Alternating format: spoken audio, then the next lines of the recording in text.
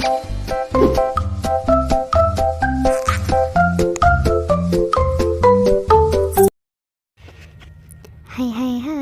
welcome back to my YouTube channel. Jangan lupa like, comment, and share ya. Oke, next kita lanjutin ya ceritanya.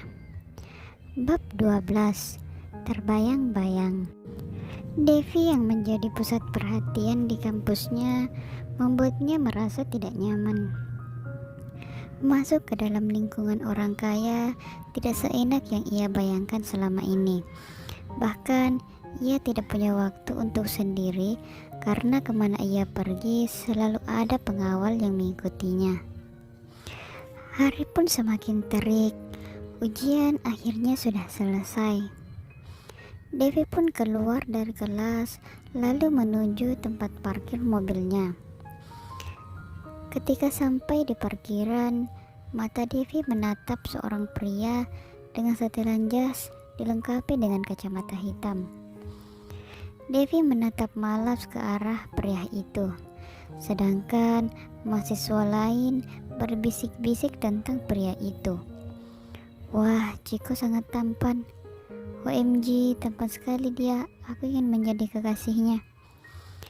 Devi yang mendengar pekikan mereka membuatnya semakin malas untuk menatap Ciko. Apa yang kau lakukan di sini? Tanya Devi kepada Ciko. Aku ingin menjemputmu, ucap Ciko tersenyum sambil membuka kacamatanya. Aku bisa pulang sendiri, ucap Devi.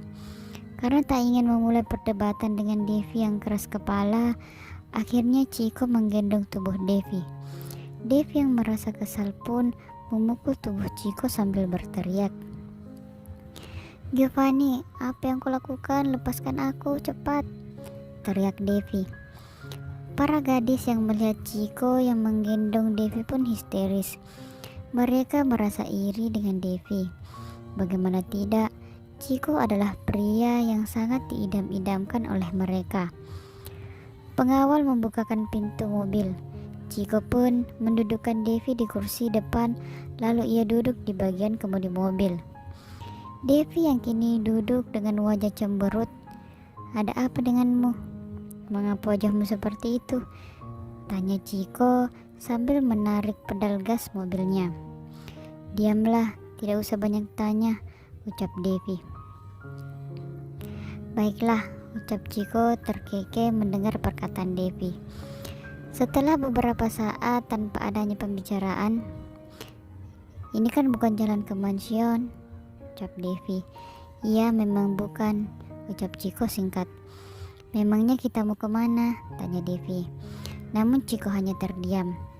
Hei, kau tidak mendengarku ya? Bentak Devi. Bukankah kau menyuruhku untuk diam? Ucap Ciko singkat. Karena merasa bosan, Devi pun mengambil ponsel yang tadi diberikan oleh Ciko. Ia mencoba membuka sosial medianya yang sudah lama tidak ia buka. Sambil menatap ponsel itu, ia sesekali tersenyum. Karena melihat reaksi Devi, Ciko pun penasaran sambil sesekali melirik ponsel Devi. Namun ia hanya diam karena merasa gengsi untuk bertanya. Tiba-tiba Ciko menghentikan mobilnya dengan menginjak rem, sehingga kepala Devi terbentur di dashboard mobil itu. Au, kepalaku, pakik Devi memegang keningnya yang terbentur. Waduh, Ciko menatap sinis ke arah depan karena perjalanan mereka lagi-lagi dihadang oleh musuh. Para pengawal yang berada di belakang mobil Ciko langsung melangkah ke depan melindungi tuannya. Ciko menatap wajah Devi yang sedang meringis kesakitan. Makanya kalau di mobil jangan main HP terus, ucap Ciko yang kemudian mengambil pistol dari dashboard mobilnya. Apa ingin kau lakukan? Aku tidak ingin mati seperti ini, ucap Devi ketakutan. Ciko pun menyentil jidat Devi dengan jarinya sambil tertawa. Lihat di depan, ada orang yang mengintai kita, ucap Ciko yang masih tertawa melihat wajah polos Devi.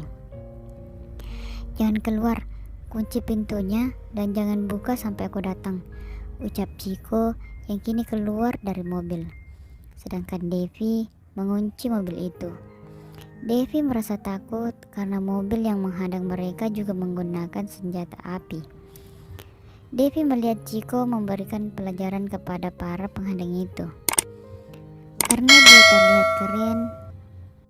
Kenapa dia terlihat keren? Gumam Devi dalam hati. Terlebih lagi ketika ia melihat Chiko melepaskan jasnya. Chiko melayangkan tembakan sebelum pelaku menarik pelatuknya. Dan beberapa pengawal menghajar mereka. Kalian selesaikan sisanya, perintah Chiko kepada pengawalnya. Kemudian berjalan menuju mobilnya, lalu mengetuk pintu mobil itu agar Devi membuka pintunya. Devi yang tersadar lalu membuka kunci mobil itu. Kau tidak apa-apa? Tanya Chiko sambil meletakkan jasnya di bagian belakang mobilnya. Iya, aku baik-baik saja, ucap Devi. Kau sendiri baik-baik saja kan? Tanya Devi. Angguk Chiko seakan memberi isyarat bahwa dia baik-baik saja. Devi mengambil sapu tangan di tasnya lalu menghapus bercak darah di wajah Chiko. Chiko menatap wajah Devi yang sedang membersihkan wajahnya. Mata mereka saling menatap satu sama lain. Ada getaran yang membuat Chiko ingin terus berada di samping Devi. Devi yang melihat tatapan itu langsung berhenti. Ini, bersihkan sendiri, ucap Devi sambil melemparkan sapu tangannya ke tangan Chiko. Chiko meletakkan sapu tangan itu, lalu memundurkan mobilnya untuk berbalik arah mencari jalan lain, karena mobilnya susah untuk melaju akibat penghadang tadi. Chiko sesekali melirik ke arah Devi, namun Devi hanya memandang lurus ke depan tanpa melihat Chiko. Devi terbayang-bayang dengan aksi gagah Chiko tadi. Ah, teriak Devi yang mencoba menghilangkan bayang-bayang itu sambil memukul kepalanya. Chiko tercengang dengan tingkah Devi itu, lalu menepikan mobilnya. Ada apa? Tanya Chiko yang sedikit panik kalau melihat tingkah Devi. Tidak, aku tidak apa-apa, jalan saja, ucap Devi yang terbata-bata. Chiko pun melanjutkan kembali perjalanannya. Giovanni, panggil Devi. Iya, ada apa? Ucap Chiko sambil fokus melihat jalan. Aku lapar, ucap Devi pelan. Baiklah, kau mau makan? Kenapa tidak bilang dari tadi? Ucap Chiko. Kau mau makan apa? Sambungnya. Terserah kau saja, aku hanya ingin makan, ucap Devi. Chiko pun mencari restoran terdekat untuk memenuhi keinginan Devi. Kini ayah Chiko datang ke mansion milik Chiko bersama dengan Fiona. Aku akan menguasai mansion besar ini, ucap Fiona dalam hati sambil tersenyum jahat. Mansion milik Chiko memang jauh lebih besar dan mewah dibandingkan mansion milik ayahnya. Sekarang terlihat beberapa pelayan membawa barang-barang mewah. Apa itu yang kalian bawa? Tanya Fiona kepada pelayan itu. Ini pakaian dan aksesoris milik Nona Devi, jawab pelayan itu. Setelah melihat barang mewah yang dibawa oleh pelayan itu, Fiona pun tercengang melihat barang-barang itu dengan merek terkenal. Ini semua punya wanita itu? Tanya Fiona. Iya nyonya, Tuan Chiko baru saja membelikannya untuk Nona Devi, ucap pelayan itu.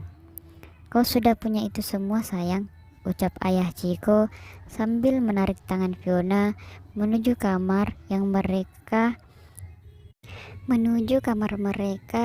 yang sebelumnya sudah ditunjukkan oleh pelayan. Terima kasih. Jangan lupa like, comment, and share ya. Bye bye.